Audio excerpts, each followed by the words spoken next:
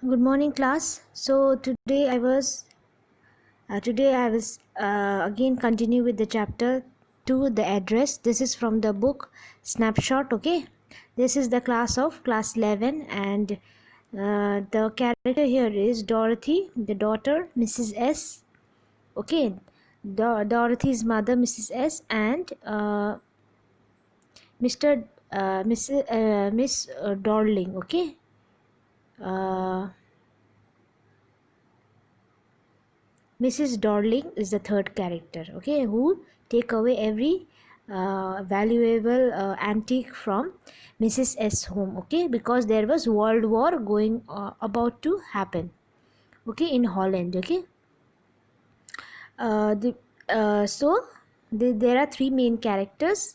This is written by Marga Minko, and as Holland, there was a war waging in Holland, and so Mrs. S gives up everything, okay, and after many years after the war, Dorothy, the daughter of Mrs. S, had come just to see her belongings, okay, but Mrs. Darling thinks that Dorothy have come to take away, so she does not open the door, okay, and she behaves in a very strange manner as if not recognizing Dorothy at all, okay.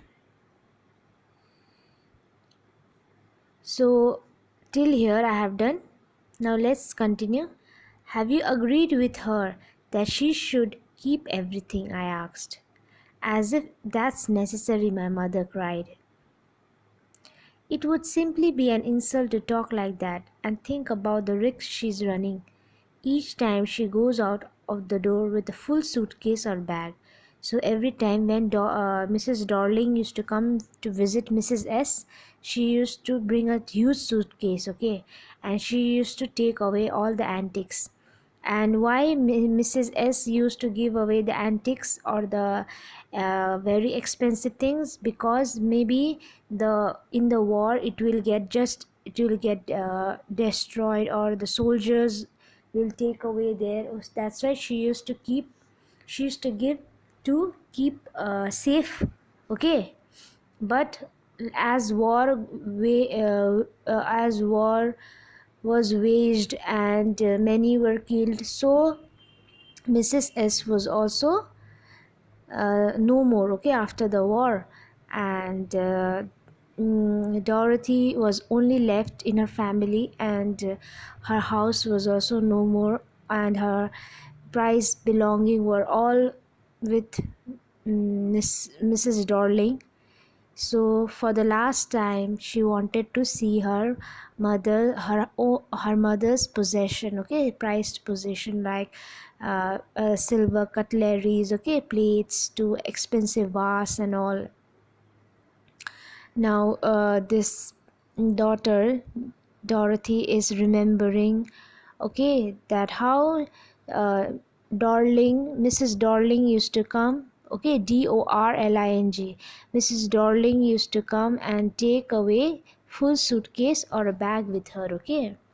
My mother seemed to notice that I was not entirely convinced. She looked at me reprovingly, and after that we spoke no more about it. So Dorothy was not convinced at all about the decision taken by her mother, okay, and her mother always tried to prove, okay, to have approval of her daughter, okay, so that she approves of whatever Mrs. she was doing, okay.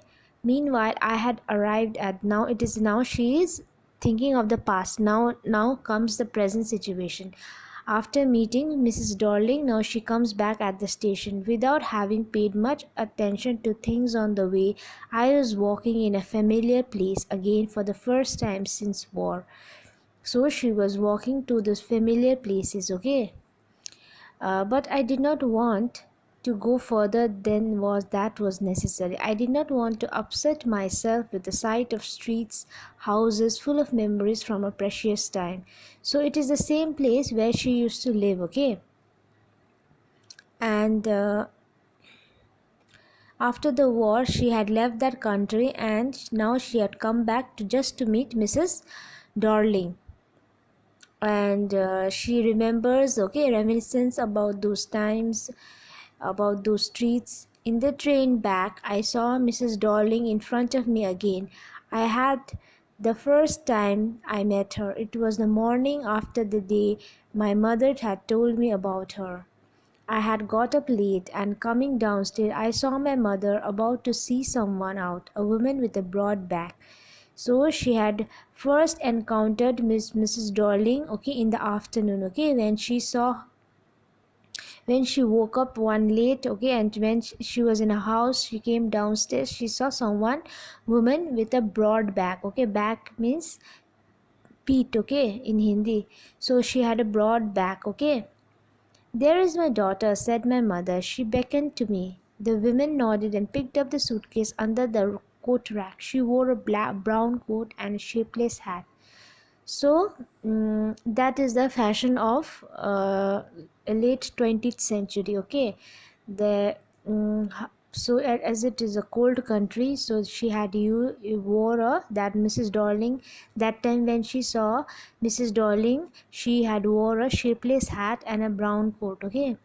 "Does she lives far away?" I asked, seeing the difficulty she had going out to the house with the heavy case.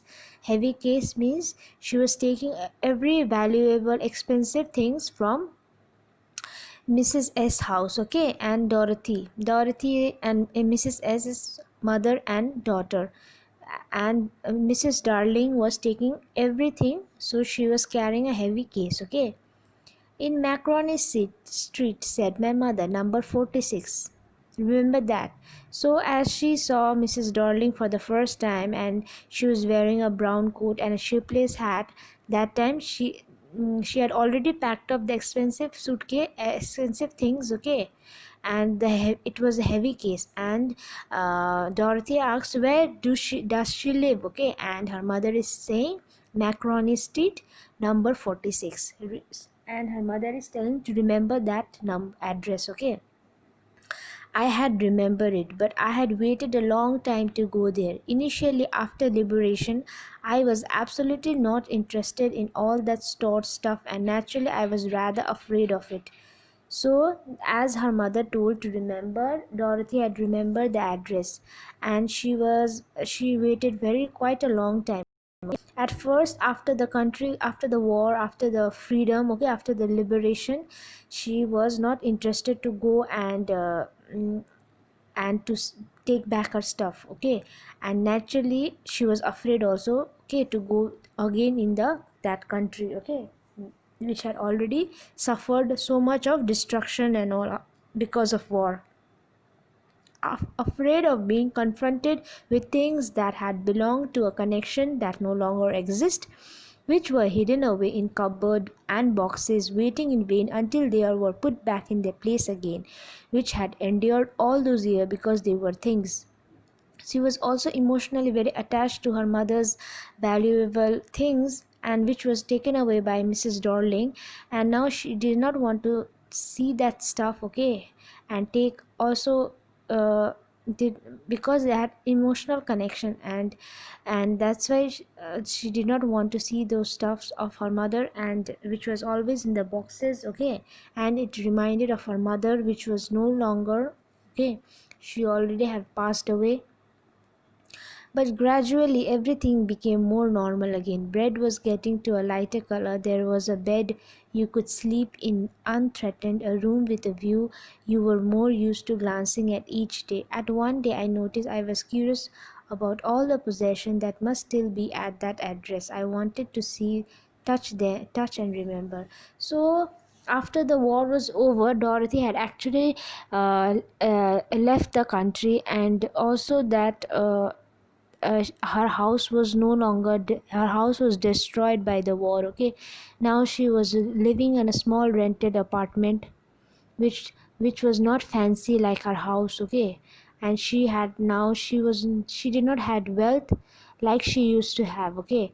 And And one day what happened was that Dorothy was feeling emotional sad, okay, and she wanted to see the same cutlery, the same plates, the same vase, the same decoration which she used to have in a house, okay. And she wanted to, as she knew it all was taken by Mrs. Darling, okay, so she wanted to see once again. That's why she had gone to Mrs. Darling's house. But Mrs. Darling was a cunning lady. She did not let her enter the house, okay, at first place.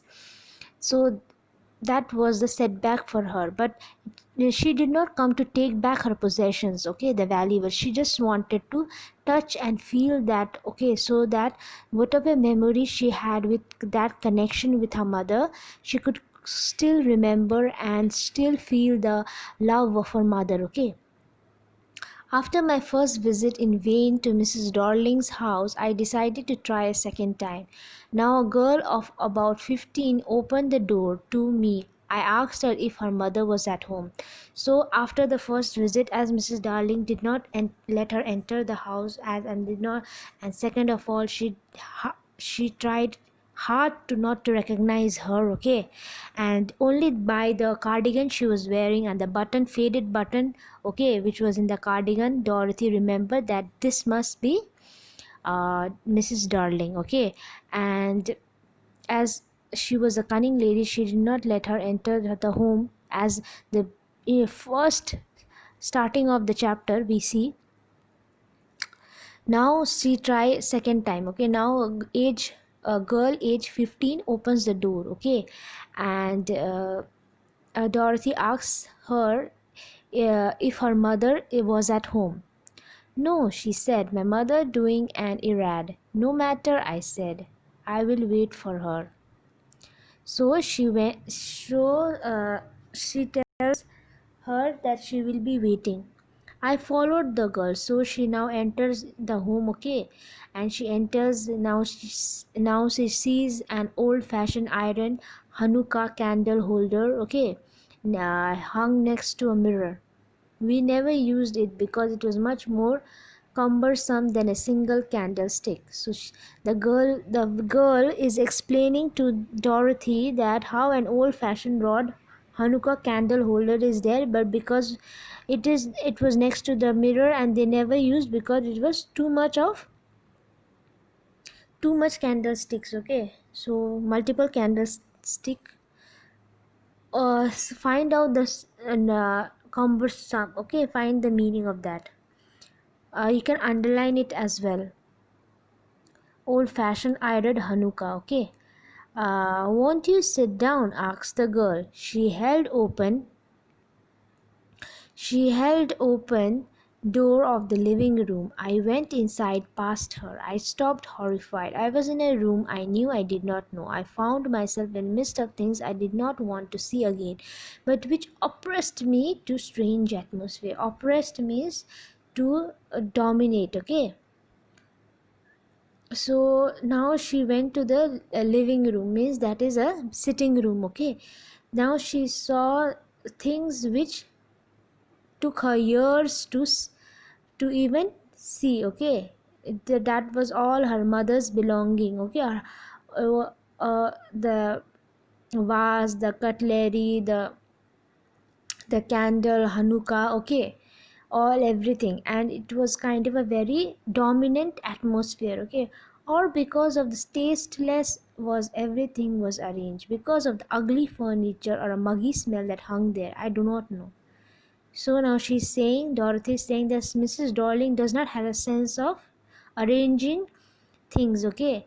Now everything was so expensive there, okay, but she had hung an ugly mug, okay, there. And she's thinking maybe because of that.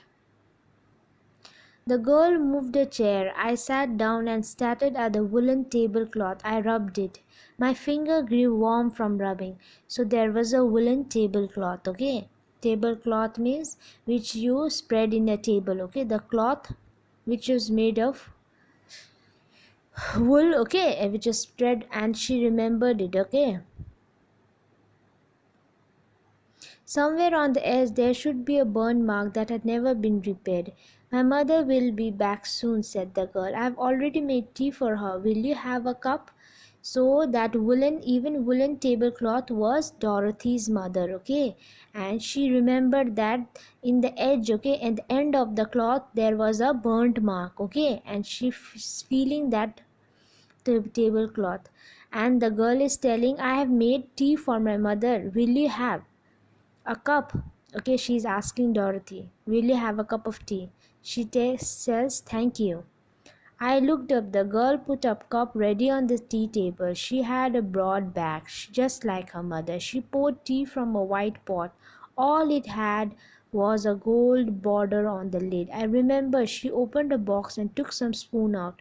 That's a nice box. I heard my own voice. It was a strange voice, as though each sound was different in this room.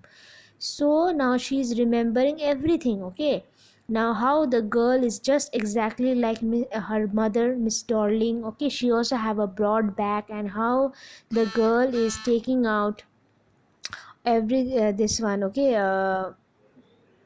The tea white pot also, she remembers that was exactly like her mother. The spoon which she took out also, because that is her belonging, that is Dorothy's belonging. That's why she is talking to herself, okay? uh, oh, you know about them. She had turned around, brought me my tea. She laughed. My mother says it is an antique. So the girl does not know that actually it is Dorothy, okay? And she's saying, my mother is saying it's antique. We have got lots more. She pointed round the room. See for yourself. So the girl is telling, we have so much of antique in our house. You can see it. My mother says it's an antique, means it's an old, okay? I had no need to follow her hand. I knew which things she meant. I just looked at the still life over the tea table. As a child, I had always fancied the apple on the pewter plate. We used it for everything, she said. Once we even ate off the plate hanging there on the wall. I wanted to so much, but it wasn't anything special. I had found the burn mark on the tablecloth. The girl looked questioning at me. So the girl was showing, I have antique, okay, but Dorothy knew everything which was placed on the there. But for her now, everything is lifeless, because it no longer have a uh, uh, no longer have that emotional or emotional touch when her mother was alive, okay? When her mother used to use those cutleries, okay, antiques. Now for her it is pointless, okay, or useless. Just her fond memories are there with her mother, we using that, okay? uh, and she's remembering how she wanted to eat up a plate, okay, because it looked so appetizing or tempting. I had found the burn mark. Now she finally found the burn mark, okay, and she's touching the burn mark of the tablecloth. And the 15-year-old girl, she is looking questioningly at her, okay? Yes, I said, you get so used to touching all these lovely things in the house, you hardly look at them anymore. You only notice when something is missing because it had to be repaired or because you had to lend it, for example. So, her own voice, her inner voice was talking to herself, okay? She she's thinking that when everything was there, the antiques was in her house, okay? She never took a notice, okay? And she never thought of repairing it or stitching it. When it is no more with her and everything is now possessed by Mrs. Darling, now she's thinking of repairing or getting repaired, or now she's missing those things, okay? She Again I heard the unnatural sound of my voice. I went on. I remember my mother once asked me if I would help her polishing the silver. It was a very long time ago, and I was probably bored that day, or perhaps I had to stay at home because I was ill. As she had never asked me before, I asked her which silver she meant, and she replied, surprised, that it was the spoon, forks, knives, of course, and that was a strange thing. I did not know the cutlery we ate of every day was silver. So one time she did not went to school as she was ill and she was feeling so bored, and she's remembering how her mother told her to help to clean the spoons, okay, and the forks, and she was so unaware of the fact that whatever she was eating, Dorothy, it was all made of silver, okay, chandi. The girl laughed again. I bet you don't know it either. I looked intently at her. What we eat with? She asked. Well, do you know? She hesitated. She looked to the sideboard and wanted to open a drawer. I'll look it in there. So they are both having a laugh, okay? Uh, she hesitated. She walked to the sideboard and wanted to open a drawer. I will look it. It's in here. I jumped up. I was forgetting the time. I must catch the train. So what happened was that I jumped up. I was forgetting the time. Now she's having conversation, and with the conversation she's forgetting the time that she have to catch up a train. Okay, and she had her hands on the drawer. Don't you want to wait for my mother? So the girl is telling, wait, don't you want to wait for my mother, Mrs. Darling? She is coming. Then the Dorothy is telling, no, I must go. I walked to the door. The girl pulled the drawer open. I can find my own way. As I walked down the passage, I heard the jingling of the spoon and forks. So uh, she she was opening the drawer of the spoon, okay, but uh, but Dorothy was kind of knew that she will be flooded with emotions, okay, and sadness of the loss of her mother. She could not took the time to see those spoons and forks, okay, and she also had to catch up the train. Now she left the house. At the corner of the road, I looked up at the nameplate, Macaroni Street, it said. I had been at number 46. The address was correct. But now I don't want to remember it anymore. I wouldn't go back there because the objects that are linked in your memory with the familiar life of the former times instantly lose their value when served from them. You see them again in the strange surrounding. So now she's telling she does not want to remember the Macaroni Street 46, okay, Mrs. Darling's house. She does not want to see those familiar objects, okay, like the cutlery, spoon, vase, or whatever antique, because it had a memory with her, but that memory is only with her now. That objects are all have lost their value because it is served by someone else, it is in hands of someone else, okay. And what should I have done with them in the small rented room where there the shred of blackout paper still hung along the window with no more than a handful of cutlery fitted in a narrow table drawer. Now she's living in a small apartment. She's no more living a fancy lifestyle or a rich lifestyle she used to live, okay, when she was a girl, okay, when living with her mother. She's telling that now what is the use of those antique silver cutleries or plates, okay, now the way she's living in a small rented apartment, it has no value, okay. I resolved to forget the address of the thing that I had to forget. That would be the easiest. So now she is finally came to the conclusion that she does not want to remember that address and does not want to remember the cutlery or the antiques of a family, okay, and she want to bygone with those things, okay. So this much you can do the question answers 1 2 3 4, and the chapter has been explained. If you did not understand, you can re listen to my narration, okay, explanation. Thank you.